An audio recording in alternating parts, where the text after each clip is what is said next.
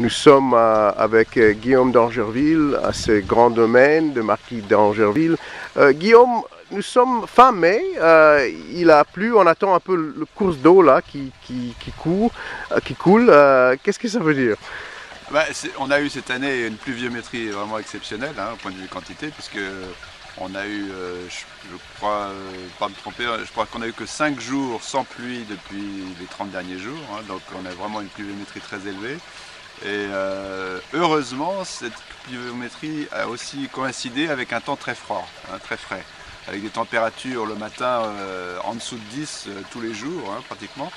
Et donc les maladies qui auraient pu se développer si le temps avait été plus chaud ne se sont pas développées. En fait, il n'y a aucune alerte aujourd'hui, au jour où on se parle, il n'y a aucune alerte d'attaque de mildiou par exemple qui aurait pu être crainte.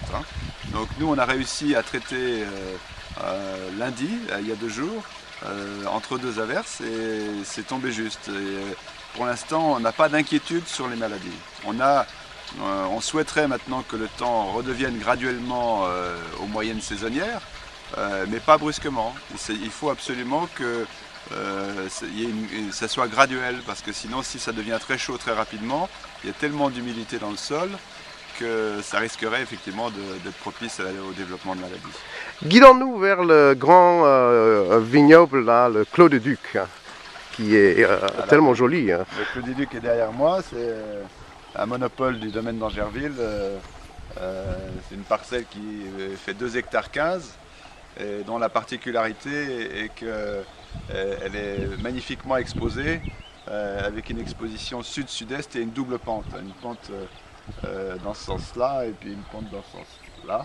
Ce qui fait qu'il y a un point haut là-haut et un point bas ici, et donc il y a une double belle exposition sud-sud-est qui fait que la vigne attrape vraiment le premier rayon du soleil. Et on arrive à voir un peu de fleurs, est-ce que c'est... Non, la fleur n'est pas sortie encore, heureusement d'ailleurs, parce qu'elle n'aurait pas pu sortir dans les conditions de température et de fraîcheur qu'on a connues. On se dirige vers des vendanges dites tardives selon les standards actuels, mais plus en ligne avec ce qu'on a connu il y a une génération, il y a une trentaine d'années. Il y a une trentaine d'années, on vendangeait rarement avant le 25 septembre. Là, il y a très peu de chances qu'on vendange avant le 25 septembre. On peut même peut-être démarrer début octobre. Normalement, la fleur, ça se passe quand c'est fin mai normalement, fin mai, début juin à peu près. Donc là on est en retard. On est très en retard. On a peut-être 3 semaines de retard. 15 jours, 3 semaines de retard, disons. On va voir. Ça peut rattraper très vite, ceci dit. C'est très difficile de dire de manière définitive. Mais là, il faut prier pour avoir du temps en ligne avec les normales saisonnières.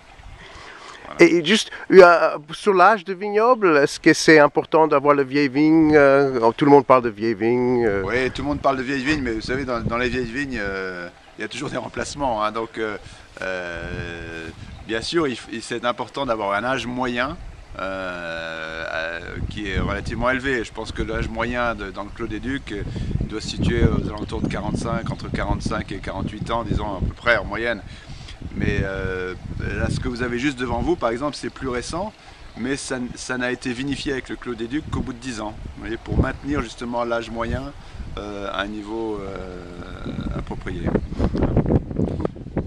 Mais là, il y a une partie qu'on ne voit pas qui est derrière moi, qui est derrière la haie, là, qui est plus ancienne, beaucoup plus ancienne, parce qu'elle a été plantée dans les années 50, début des années 50. Juste là derrière. Donc c'est pour ça que l'âge moyen tourne autour de 45 ans à peu près, disons. Bon, merci beaucoup.